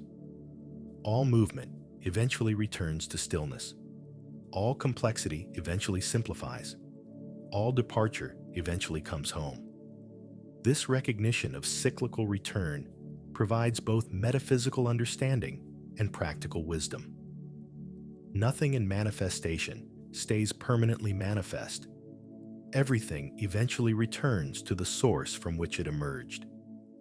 Understanding this pattern prevents clinging to temporary conditions and allows flowing with natural rhythms of emergence and return. The cycle appears everywhere. Day becomes, night becomes day. Spring becomes summer, becomes autumn, becomes winter, becomes spring. Activity becomes, rest becomes activity. In breath becomes out breath, becomes in breath. Birth becomes growth, becomes decline, becomes death, becomes rebirth. These cycles operate at every scale, from momentary to cosmic. Recognizing them allows synchronizing with natural timing rather than fighting against it. But the return isn't circular repetition, it's spiral development. You return to the starting point, but at a different level, with new understanding. The adult who recovers childlike spontaneity isn't simply being childish. They've integrated adult awareness with childhood naturalness. The expert who returns to beginner's mind isn't merely ignorant. They've transcended expertise while retaining its fruits. The sage who returns to simplicity hasn't rejected complexity. They've seen through it to discover essential patterns. This spiral pattern appears in individual development and spiritual practice. You begin with natural spontaneity before socialization, lose it through cultural conditioning, then consciously recover it through practice. You start with unconscious competence as a child, move through self-conscious incompetence and conscious competence, then return to unconscious competence as a master. You begin embedded in nature, separate from nature through self-conscious culture, then return to harmony with nature through wisdom. Each return completes a cycle and begins a new one at a higher level. The Taoist understanding of death reflects this return principle. Death isn't annihilation, but return to the source, dissolution of particular form, back into the undifferentiated Tao from which all forms emerge. This doesn't necessarily imply personal survival after death, but it does suggest that what you essentially are cannot be destroyed because it was never separate from the Tao to begin with. Form changes, but the context in which form appears remains constant. Your wave rises and falls, but the ocean persists. This understanding removes the terror from death without requiring belief in personal immortality. If you identify completely with your particular form, death represents total annihilation. But if you recognize yourself as a temporary manifestation of the eternal Tao, death becomes a natural transition rather than an ultimate threat. The leaf falls from the tree, but the tree continues. The wave dissolves into the ocean, but the ocean remains. Your form will dissolve, but the Tao from which it emerged continues without interruption. The sage practices returning to source throughout life, not just at death. Periodic withdrawal from activity into stillness. Regular simplification when life becomes complex. Constant return to center when pulled off balance. This prevents accumulating the tensions, complications, and distractions that make life unnecessarily difficult. Each return refreshes and renews, providing energy and clarity for the next cycle of engagement. The final teaching of the Tao Te Ching suggests that true understanding shows itself through living rather than through speaking. Those who know don't speak. Those who speak don't know. This isn't advocating for silence, but recognizing that authentic realization transforms how you live rather than just what you say. The sage who has truly understood doesn't need to advertise their wisdom. It shows in their presence, their responses, their natural influence. Their teaching happens through their being rather than primarily through their words. This brings us full circle to the beginning. The Tao that can be spoken is not the eternal Tao. Yet we've spoken about it extensively. This apparent contradiction dissolves when you recognize that all these words point away from themselves toward direct experience and embodied practice. They're like a finger pointing at the moon, useful for directing attention, but not to be confused with what they indicate. The ultimate test isn't whether you understand these concepts, but whether your living demonstrates their truth through increased spontaneity, authenticity, naturalness, and alignment with the way things actually are. The Taoist path isn't about achieving some special state or becoming somebody extraordinary. It's about removing the obstacles to your natural state and recovering what you always already were before conditioning covered it over. It's becoming thoroughly ordinary in the deepest sense, completely yourself, naturally at home in reality, effortlessly aligned with the Tao's flow. This is simultaneously the simplest and most profound transformation possible. So simple, it's easily missed. So profound, it changes everything while appearing to change nothing. Part 11. The Alchemy of Transformation.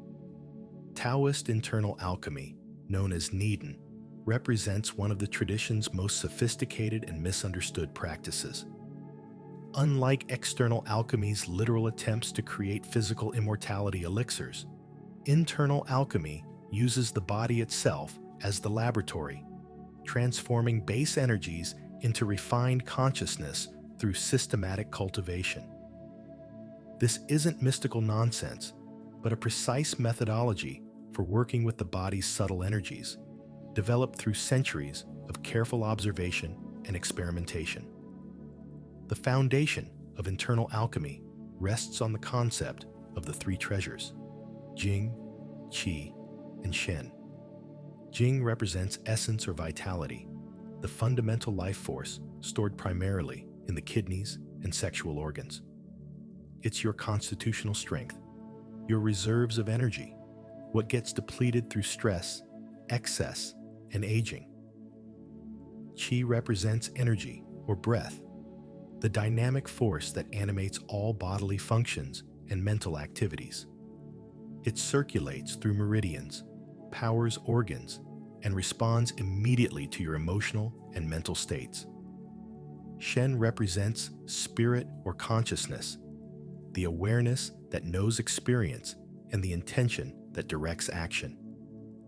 The alchemical process involves transforming Jing into Qi, Qi into Shen, and Shen back into emptiness, or the Tao itself.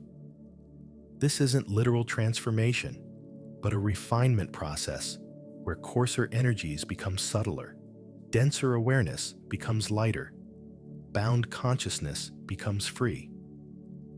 Practically, this means conserving and cultivating your vitality rather than dissipating it, learning to direct and refine your energy rather than letting it scatter randomly, and clarifying your awareness rather than remaining caught in confused mental activity. The first stage involves conserving Jing through what traditional texts call closing the gates. This means avoiding excessive loss of vital essence through any means: sexual excess, emotional volatility, chronic stress, poor sleep, inadequate nutrition. Modern life constantly drains Jing through overwork, understimulation, chronic activation of stress responses, and disconnection from natural rhythms. Simply recognizing these drains and moderating them begins the conservation process. But conservation alone isn't sufficient.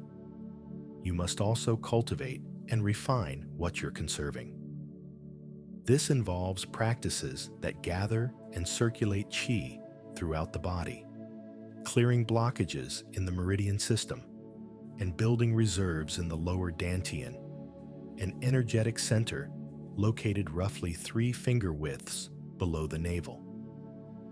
Practices like standing meditation, specific breathing patterns, and internal visualization systematically develop this energetic foundation. The standing meditation, called Zhuang, deserves special attention because it exemplifies Taoist practice principles.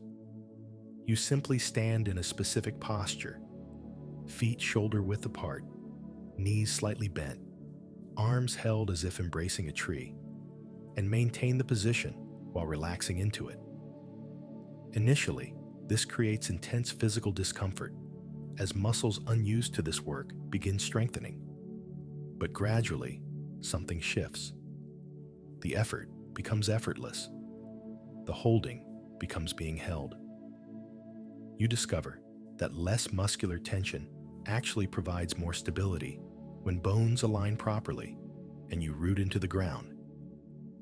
This physical practice directly demonstrates Wu Wei, doing by not doing, achieving through yielding, strengthening through relaxing. It also builds substantial qi, as standing practices uniquely activate the body's deep fascial networks and energetic pathways. Practitioners often feel heat, tingling, vibration, or other energetic sensations as dormant channels begin opening and qi begins circulating more freely. These aren't imaginary. They're perceptible shifts in the body's energetic state that Western science is only beginning to understand through research on fascia, bioelectricity, and the autonomic nervous system. The transformation of qi into shen involves even subtler work. As your energy becomes more refined and stable, you begin working directly with consciousness itself. Meditation practices that began with simple breath observation deepen into absorption states where the distinction between observer and observed dissolves. The awareness that was focused on the breath becomes so steady and refined that breath, awareness, and the breathing body merge into seamless presence. These states aren't goals to achieve, but natural developments when conditions are right. Forcing them creates tension that prevents them. Trying too hard to concentrate, paradoxically, scatters attention. But when you've established sufficient energetic stability through the earlier practices, refined awareness emerges spontaneously, like a flame appearing when conditions support combustion. You're not creating something new, but removing obstacles to what's naturally present.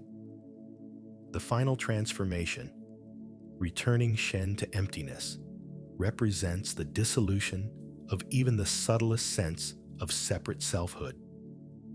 The consciousness that has been refined through practice eventually recognizes its own nature as inseparable from the Tao itself. This isn't merger or union, because that implies two things coming together. It's recognition that the apparent separation was always illusory. The wave realizes it's ocean. The ray of light realizes it's the sun. The individual consciousness realizes it's a temporary manifestation of universal awareness. But internal alchemy doesn't stop with personal transformation.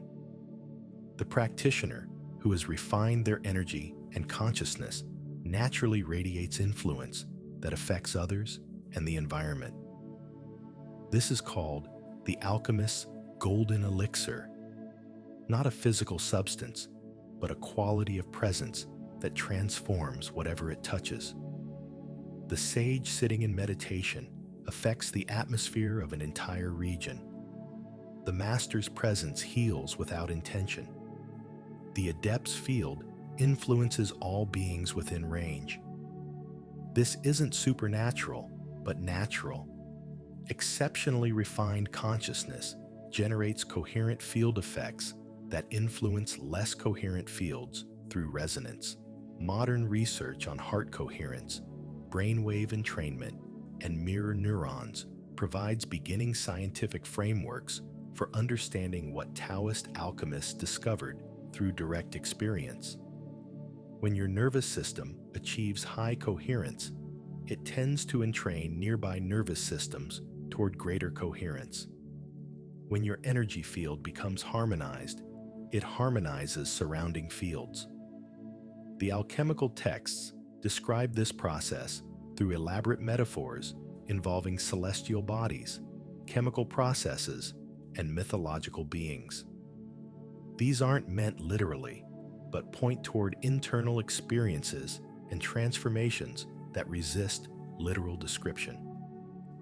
The sun and moon uniting represents balancing yin and yang energies. The dragon and tiger mating represents integrating opposing forces. The firing times represent optimal moments for practice based on natural cycles. Decoding these metaphors requires guidance from someone who's walked the path rather than relying on literal interpretation. Modern practitioners face unique challenges unknown to ancient alchemists. Electromagnetic pollution from devices interferes with subtle energy work. Constant mental stimulation fragments attention needed for meditative absorption. Sedentary lifestyles weaken the physical foundation necessary for energetic cultivation. Chemical exposures and processed foods compromise the body's natural functioning. Successfully practicing internal alchemy today requires adapting traditional methods to contemporary circumstances while maintaining their essential principles. But the core insight remains valid and verifiable. The human being contains latent potential for transformation that systematic practice can actualize. You're not merely a fixed entity, but a process capable of profound development. The consciousness you identify as yourself represents only a fraction of your total capacity. Through patient cultivation, aligned with natural principles, you can refine and expand that consciousness in ways that seem impossible from your current vantage point. This is internal alchemy's promise, and the experience of countless practitioners across centuries confirms it's not empty speculation, but achievable reality. Part 12. The Aesthetics of Spontaneity. Taoist philosophy profoundly shaped Chinese arts, creating aesthetic principles that differ fundamentally from Western traditions. Where Western art often emphasizes representation, technical mastery, and imposing the artist's vision onto material, Taoist art emphasizes revelation, spontaneous response, and allowing the material's nature to guide the process. This isn't merely different technique, but entirely different understanding of what art is and what it's meant to accomplish. Chinese landscape painting exemplifies this Taoist aesthetic. The artist doesn't set up in front of a scene and attempt accurate reproduction. Instead, they spend time in nature, observing and absorbing until the essence of mountains, water, and mist permeates their being. Then perhaps days or weeks later, they pick up the brush and allow the landscape to paint itself through them. The brush moves with spontaneous precision, neither too fast nor too slow, neither forced nor hesitant. Each stroke is unrepeatable because it arises from the unique confluence of the artist's state, the brush's character, the ink's consistency, and the paper's receptivity in that precise moment. This process embodies Wu Wei perfectly. The artist is completely engaged, yet not controlling. They're directing the brush, yet following its nature. They're creating, yet discovering. The paintings that result feel alive because they're not representations, but presences. The mountain's essence made visible through ink and paper. Viewers don't merely look at these paintings, but enter them imaginatively, wandering through valleys, ascending peaks, contemplating the vast space that occupies more of the composition than any solid form. That empty space, the unpainted areas, carries as much importance as the painted portions. This reflects the Taoist understanding that emptiness enables function, that what's not there matters as much as what is. The space between mountains allows them to breathe. The mist obscuring portions of the landscape invites imagination to complete what's hidden. The void creates dynamic relationship between elements rather than static representation of objects. The same principles govern Chinese calligraphy, which Taoists consider the most fundamental art because it directly manifests the artist's energy and consciousness through the movement of the brush. Each character is an energy pattern, a dance frozen in ink. The skilled calligrapher doesn't think about technique while writing, but enters a state where the characters emerge spontaneously from their internalized mastery. You can read the calligrapher's state in their work, the tension or relaxation, the confidence or hesitation, the vitality or staleness. This makes calligraphy a form of meditation and self-cultivation rather than merely a communication method. Practicing calligraphy trains your ability to be completely present, to coordinate breath and movement, to act without self-consciousness, to manifest internally cultivated energy in external form. The Taoist scholar doesn't separate spiritual practice from daily activities, but uses everything, writing, painting, gardening, tea preparation, as opportunity to embody and refine awareness. Poetry, in the Taoist tradition, similarly emphasizes spontaneity and natural imagery rather than elaborate construction and abstract concepts. The greatest Taoist poets, like Wang Wei and Li Bai, wrote poems that feel effortless, as if the experience itself composed the verses. Their poems point toward moments of recognition rather than explaining or arguing. A few simple lines evoke the feeling of sitting by a mountain stream at dusk, the experience of sudden solitude, the recognition of impermanence watching falling blossoms. This aesthetic of simplicity and spontaneity extends to all arts, including music, gardening, architecture, and ceramics. The Taoist garden doesn't impose geometric order on nature, but arranges natural elements to create experiences of discovered beauty. Paths curve to reveal surprises. Carefully placed rocks suggest distant mountains. Water features create sound and movement, yet the overall effect feels natural rather than designed, as if you've wandered into a particularly harmonious wild space rather than an artificial construction. Taoist architecture similarly works with natural contours rather than imposing grid patterns. Buildings nestle into landscapes rather than dominating them.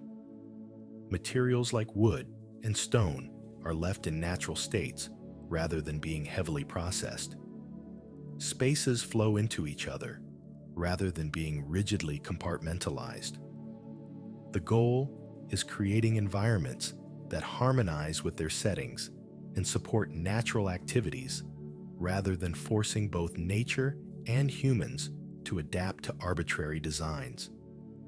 The tea ceremony, while more developed in Japanese Zen, has roots in Taoist principles. The elaborate ritual paradoxically creates spontaneity by providing structure within which natural interaction can occur. Each movement is prescribed, yet each execution is unique. The ceremony creates a temporary world where normal social pressures dissolve and genuine presence becomes possible. Preparing and sharing tea becomes meditation, aesthetic experience, and communion simultaneously. Taoist aesthetics also embraces imperfection, asymmetry, and the marks of time and use. A perfectly symmetrical, flawlessly executed piece feels dead, manufactured, lifeless. But slight irregularities, subtle asymmetries, the patina of age, these qualities suggest organic processes, natural growth, real use by real humans. The bowl with a crack that's been repaired with gold lacquer is more beautiful than a pristine bowl because it tells a story, shows resilience, demonstrates that damage and repair are part of life's natural cycle. This aesthetic philosophy has profoundly influenced minimalist and organic design movements in the West, though often without full understanding of underlying principles. The difference between Taoist simplicity and mere minimalism is that Taoist simplicity results from having found what's essential rather than from arbitrary restriction. It's not about having less for its own sake, but about discovering that less is actually more when each element has been carefully chosen for its essential contribution. The Taoist artist doesn't merely make beautiful objects, but cultivates the state of consciousness from which authentic beauty spontaneously emerges. The quality of the artwork reflects the quality of the artist's inner state and cultivation practice. This makes art inseparable from spiritual development. You cannot create genuinely spontaneous work without having cultivated spontaneity in your being. You cannot manifest natural beauty without having attuned yourself to nature's patterns. You cannot express emptiness without having discovered emptiness in your own awareness. Part 13. Living in harmony with cycles. Nature operates through rhythms and cycles that Taoist wisdom teaches us to recognize and align with rather than resist. Modern life, particularly in industrialized societies, encourages ignoring these natural cycles in favor of artificial schedules and constant productivity. This creates chronic misalignment that manifests as stress, exhaustion, illness, and a persistent sense of being out of sync with reality. Learning to perceive and honor natural cycles represents one of Taoism's most practically important teachings. The daily cycle of light and darkness provides the most obvious rhythm, yet modern life increasingly ignores it. Electric lighting allows activity at any hour, creating the illusion that human energy remains constant. But your body operates according to circadian rhythms evolved over millions of years. Certain organs and systems become active at specific times.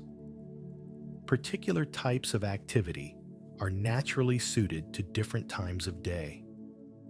Fighting against these patterns depletes your reserves and prevents restoration that requires honoring natural timing. Traditional Chinese medicine maps these daily energy cycles precisely. Lung energy peaks between 3 to 5 a.m. If you wake during these hours, it might indicate respiratory imbalances. Large intestine energy peaks 5-7 a.m., ideal time for elimination. Stomach energy peaks 7 to 9 a.m. Eat breakfast when digestion is strongest. And so, through the day, with each organ system having its period of maximum and minimum activity. Aligning activities with these cycles, rather than following arbitrary schedules, improves function and conserves energy. The monthly lunar cycle affects more than ocean tides. Traditional agricultural timing followed lunar phases for planting, harvesting, and other activities. Human emotional and physical states show monthly patterns, most obviously in women's menstrual cycles, but more subtly in everyone.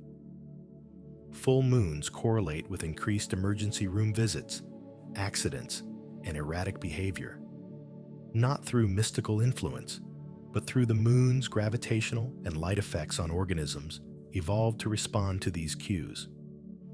Seasonal cycles require even larger adjustments. Winter calls for conserving energy, turning inward, reducing activity, like animals hibernating. Spring brings renewed activity as yang energy increases and growth begins. Summer reaches maximum outward expression and activity.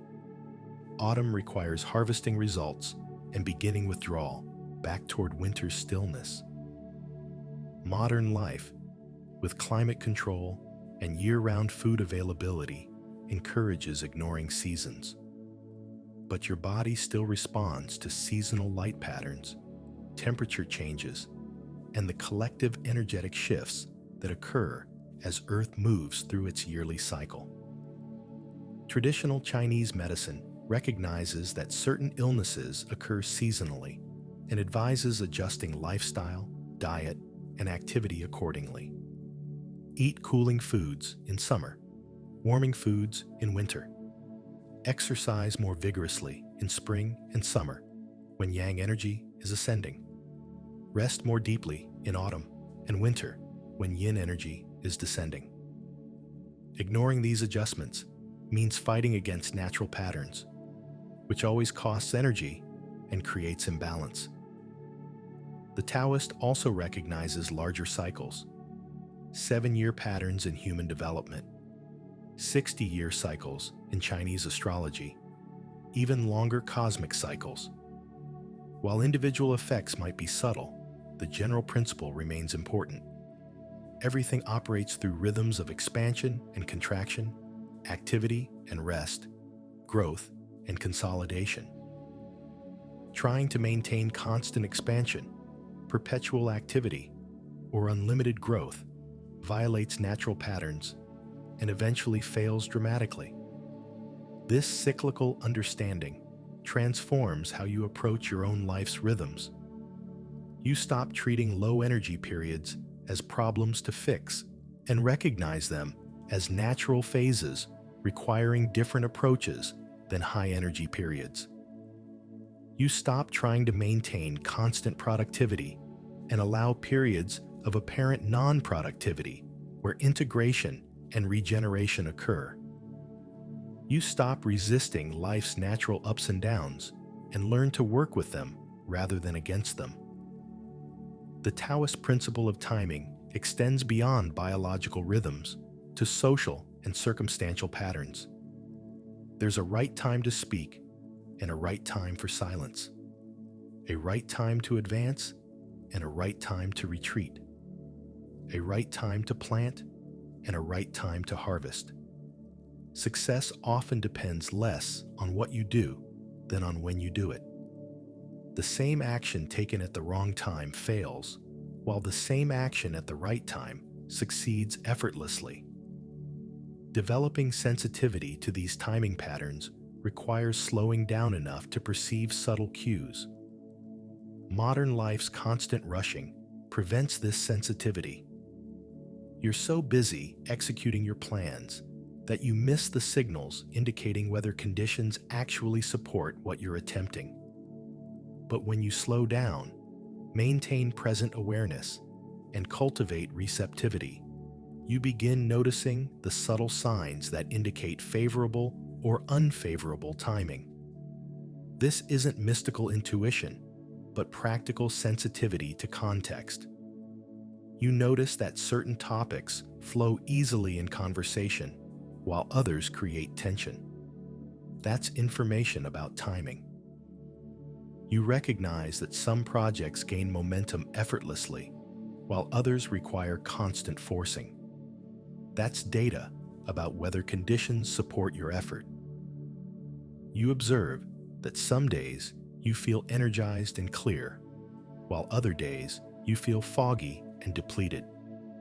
That's your body communicating about its current state and optimal activity. Learning to honor these signals rather than overriding them with willpower prevents enormous wasted effort. When conditions don't support what you're attempting, pause and wait rather than forcing. When energy is low, rest rather than pushing through. When timing feels off, postpone rather than proceeding on schedule. This isn't passivity, but intelligent responsiveness. You're not abandoning goals, but pursuing them with sensitivity to natural rhythms that determine success more than effort alone can. The Taoist understanding of cycles also provides perspective on both success and failure. Success contains seeds of decline. The peak is already beginning the descent. Failure contains seeds of renewal. The bottom provides foundation for rising. This prevents both arrogance in success and despair in failure. You enjoy success while recognizing its temporary nature. You endure failure while recognizing its transformative potential. This equanimity allows continuing through ups and downs without being destabilized by either. Part 14. The Taoist Body. Western philosophy traditionally treats the body as separate from and inferior to the mind, a prison for the soul, or a biological machine that consciousness happens to inhabit. Taoist philosophy recognizes no such separation. Body and mind are different aspects of unified being. What happens in body affects mind. What happens in mind affects body. Cultivation of one requires cultivation of the other. This integrated understanding produces practical methods for developing both simultaneously through working primarily with the body. The concept of embodiment, actually inhabiting your physical form rather than living primarily in thoughts about experience, represents a foundational Taoist practice. Most people's awareness stays centered in their head, caught in mental activity, with only vague peripheral awareness of the body below the neck. This creates disconnection, poor coordination, inadequate somatic intelligence, and vulnerability to stress, because the body cannot regulate what consciousness doesn't notice. Developing embodiment begins with simple practices like body scanning, systematically directing attention through each area while relaxing unnecessary tension. Initially, you might notice very little, certain areas seeming numb or absent entirely. But gradually, sensitivity increases. You begin perceiving subtle sensations, temperature variations, energy currents, areas of holding or openness, the body's constant subtle movements as it breathes and adjusts. This growing somatic awareness provides several benefits. First, it grounds consciousness in present moment, rather than letting it wander through past memories and future projections. The body exists only now. Attending to physical sensation automatically creates presence. Second, it provides direct feedback about your state that thoughts often obscure. You might mentally deny stress while your body screams tension. Learning to trust bodily intelligence over mental narratives prevents self-deception. Third, embodiment allows working directly with energy rather than only with concepts. When anxiety arises, you can notice where it manifests physically: tight chest, shallow breathing, clenched jaw, and address it through releasing those patterns rather than trying to think your way out of anxiety. When excitement emerges, you can feel its energetic signature and learn to cultivate similar states intentionally. The body becomes both instrument and teacher for developing states that support well-being.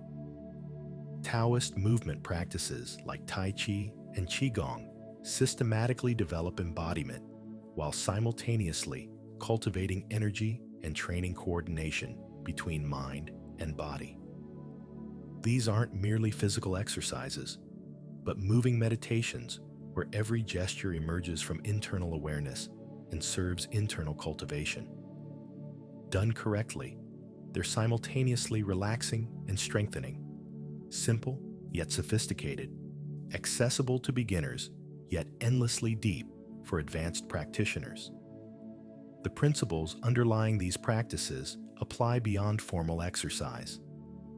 Walking can become walking meditation, where you feel each foot's contact with ground. Notice how weight shifts through each step. Sense your center of gravity's subtle adjustments. Eating can become eating meditation, where you taste food fully. Notice textures and temperatures. Feel how your body responds to different foods. Every activity provides opportunity for practicing embodied presence rather than mindless habit. The Taoist also recognizes that the body stores emotional and psychological patterns as physical tensions and postural habits. The chronically anxious person develops characteristic holding patterns: raised shoulders, shallow breathing, forward head posture.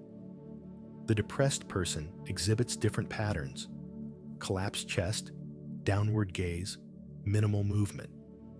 These aren't just symptoms, but also causes. The physical pattern reinforces the emotional state, while the emotional state creates the physical pattern in feedback loop. Breaking these patterns requires working physically, not just mentally. Talking about depression helps, but often isn't sufficient because the depressed posture and movement pattern continues triggering depressed brain states.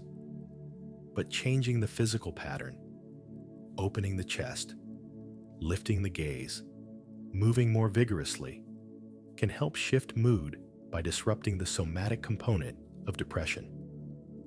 Similarly, anxiety often responds better to physical interventions that address shallow breathing and muscle tension than to purely mental approaches. The Taoist practice of dissolving specifically targets these stored tensions. Rather than forcing release through stretching or manipulation, you bring awareness to tense areas and simply observe them with relaxed attention until they spontaneously release. This respects the body's intelligence rather than overriding it with force. The tensions exist for reasons, often protective responses to past threats or current stresses. Forcing release can trigger compensation elsewhere as the system attempts to maintain stability. But allowing release to occur naturally in response to safe, accepting awareness respects the body's self-organizing wisdom. Breathing receives special attention in Taoist practice because it bridges voluntary and involuntary processes, conscious and unconscious function. You can control breathing deliberately, but it also occurs automatically. This makes breath an ideal tool for influencing processes normally beyond conscious reach. By changing breathing patterns, you can affect heart rate, blood pressure, nervous system activation, even brain state. The Taoist emphasizes natural, efficient breathing, soft, deep, extending to the belly rather than caught in the chest. This isn't forced or exaggerated, but a return to the pattern infants demonstrate before stress and social conditioning create dysfunctional habits. Natural breathing supports the body's energy production, waste removal, and emotional regulation far better than the shallow chest breathing most adults default to. Advanced breathing practices use specific patterns to achieve particular effects: energizing or calming, heating or cooling, concentrating or expanding awareness. But these advanced techniques build on the foundation of natural breathing, recovered through releasing tensions that restrict breath's organic movement. The goal isn't learning special breathing, but removing obstacles to the breathing that wants to happen naturally when nothing interferes. The Taoist understanding of body extends beyond individual physical form to include the body's relationship with environment. You're not a discrete entity sealed inside skin, but a porous process continuously exchanging matter, energy, and information with surroundings. Air you breathe becomes you temporarily, then returns to not you. Food you eat transforms into your substance, then is eliminated. Even your cells are constantly being replaced, making your body more like a river than a statue, maintaining recognizable pattern while composed of ever-changing material. This understanding dissolves the rigid boundary between self and world that creates alienation. You're not separate from nature, but an expression of nature, a local intensification of patterns that continue everywhere. This recognition doesn't require believing anything esoteric. It's simply acknowledging the physical facts of your body's continuous exchange with environment. But it profoundly shifts how you experience being alive, from isolated entity in a foreign world to intimate participation in a unified process. Part 15. The Pathless Path in Modern Life. The question facing any contemporary person drawn to Taoist wisdom is how to actually live these principles in a world that seems designed to violate them at every turn. Modern society rewards exactly what Taoism warns against: constant striving, aggressive competition, endless accumulation, disconnection from natural rhythms, identification with social roles and achievements. Yet the Taoist path isn't about rejecting civilization and retreating to mountains. It's about finding the Tao within whatever circumstances you inhabit, discovering naturalness within artificiality, practicing Wu Wei while fulfilling contemporary responsibilities.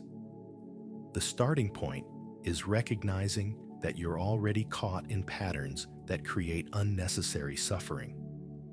You've internalized cultural messages about what constitutes success, absorbed competitive attitudes that make you constantly compare yourself to others, adopted beliefs about what you need to be happy that keep you perpetually dissatisfied.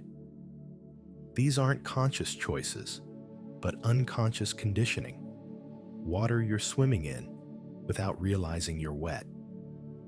The first step toward Taoist living is simply noticing these patterns without immediately trying to change them. This noticing itself begins transformation. When you catch yourself anxiously checking social media for validation, you've created space between stimulus and response. When you recognize you're forcing a solution rather than allowing one to emerge, you've introduced possibility for adjustment. When you observe yourself performing a role rather than being authentic, you've opened a gap where spontaneity can return. The Taoist doesn't fight these patterns with willpower, that's more forcing, but illuminates them with awareness until they naturally loosen and dissolve. The practice extends to how you work. Most jobs in modern economies seem incompatible with Wu Wei. They demand constant productivity, impose arbitrary deadlines, require performing tasks that don't flow naturally. Yet even within these constraints, you can discover opportunities for effortless action. Perhaps it's recognizing when you're most naturally energized for particular tasks and doing them then, rather than forcing them during low energy periods. Perhaps it's finding the grain in your work and following it rather than working against it. Perhaps it's recognizing when you've done enough rather than always pushing for more. The key is distinguishing between the external requirements of your situation and the internal quality of how you meet them. You might need to complete a project by a deadline. That's given. But you can meet that requirement while maintaining internal spaciousness rather than creating internal pressure. You can work diligently without working desperately. You can care about results without needing particular results to validate your worth. This internal shift doesn't change what you're doing externally, but completely transforms your experience of doing it. Relationships provide particularly rich ground for practicing Taoist principles. The tendency to try controlling partners, to need relationships to be different than they are, to cling to particular outcomes, these create enormous suffering. But what happens when you approach relationships with Taoist letting be?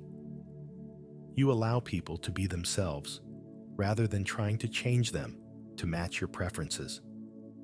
You appreciate relationships as they are rather than constantly wanting them to develop in particular directions. You give people space to come and go naturally rather than desperately clinging or pushing away. This doesn't mean becoming passive or accepting abuse. The Taoist responds appropriately to situations. Sometimes that means setting boundaries, sometimes leaving, sometimes speaking truth. But these responses come from clarity about what's actually happening rather than from desperate need for things to be different. You act from fullness rather than from lack, from wisdom rather than from fear. This changes everything about how you relate, while possibly changing nothing about the form of your relationships. The challenge of parenting reveals whether you've truly understood Taoist principles or merely adopted them intellectually. Children will not follow your schedule, will not develop according to your plans, will not be who you imagine they should be. Trying to force them into predetermined molds damages both them and you. But allowing their nature to unfold while providing necessary structure and guidance, this embodies Wu Wei parenting. You're completely engaged without being controlling, deeply caring without being attached to outcomes, present and responsive without imposing your agenda. Financial life provides another testing ground. The society constantly messages that you need more money, more security, more accumulation. The Taoist recognizes that beyond meeting genuine needs, the pursuit of wealth becomes self-defeating. It consumes your time and energy while rarely delivering the satisfaction it promises. Learning to distinguish between actual needs and manufactured wants, developing contentment with sufficiency rather than always seeking excess. This creates both material and psychological freedom. But this isn't naive idealism that ignores practical necessity. You need shelter, food, healthcare, some degree of financial security. The Taoist approach means handling these necessities with skill while not letting them consume your entire existence. Perhaps this means living more simply so you can work less. Perhaps it means choosing lower-paying work that aligns with your values over high-paying work that violates them. Perhaps it means recognizing that the security you're seeking through accumulation can never be achieved externally, but must be discovered internally. Health challenges test whether your understanding is merely conceptual or genuinely embodied. When facing illness or injury, the reactive tendency is resistance. This shouldn't be happening. I need to fix this immediately. Something is wrong with me. The Taoist approach doesn't deny the reality of illness, but relates to it differently. You acknowledge what's happening without adding layers of psychological suffering through resistance. You respond skillfully to address what can be addressed while accepting what cannot be changed. You work with your body's healing intelligence rather than fighting against symptoms. The process of aging provides continuous opportunity for practicing acceptance of natural processes. Western culture treats aging as a problem to solve, something to resist and hide. The Taoist recognizes aging as natural as seasons changing. Fighting it creates suffering. Accepting it allows discovering the gifts each life stage offers. Youth has certain capacities and limitations. Age has different capacities and limitations. Neither is superior. They're simply different phases in natural development. The relationship with death represents the ultimate test. The Taoist, who has truly understood lives without desperate fear of death, because they recognize their essential nature as inseparable from the Tao that continues regardless of individual forms dissolving. This doesn't mean you want to die or don't take reasonable precautions, but the desperate edge, the existential terror, the frantic attempt to deny mortality, these dissolve when you recognize yourself as a wave that rises and falls while the ocean persists. Implementing Taoist principles in modern life also requires discernment about which battles are worth fighting and which are better avoided. The sage picks their engagements carefully, not from cowardice, but from wisdom about where energy is well spent versus wasted. Sometimes you need to speak up, take a stand, engage in necessary conflict. Other times, the wiser choice is remaining silent, stepping aside, allowing foolishness to exhaust itself. Knowing which is which requires the cultivated sensitivity that Taoist practice develops. The ultimate goal isn't achieving some perfect Taoist lifestyle where everything flows effortlessly and nothing disturbs your peace. That's another form of striving, another way the ego can co-opt the path. The real goal is developing the flexibility to respond appropriately to whatever arises, the wisdom to distinguish between what requires action and what requires acceptance, the freedom to engage fully with life while maintaining your center. This is possible regardless of your circumstances, profession, family situation, or life challenges. It's not about what you do, but how you do it. Not about external conditions, but internal quality. Not about achieving some special state, but recognizing the natural state that's always already present when nothing obscures it. The Taoist path ultimately leads back to where you started, but you see it differently. Your ordinary life becomes extraordinary when you're no longer resisting it. Your simple activities become profound when you're fully present for them. Your flawed, limited mortal existence becomes complete exactly as it is when you stop demanding it be different. This is the pathless path's destination. Not somewhere else, not some future achievement, but right here, right now, in the midst of whatever's actually happening, discovering the Tao that was never absent, but only overlooked in your desperate seeking for something more.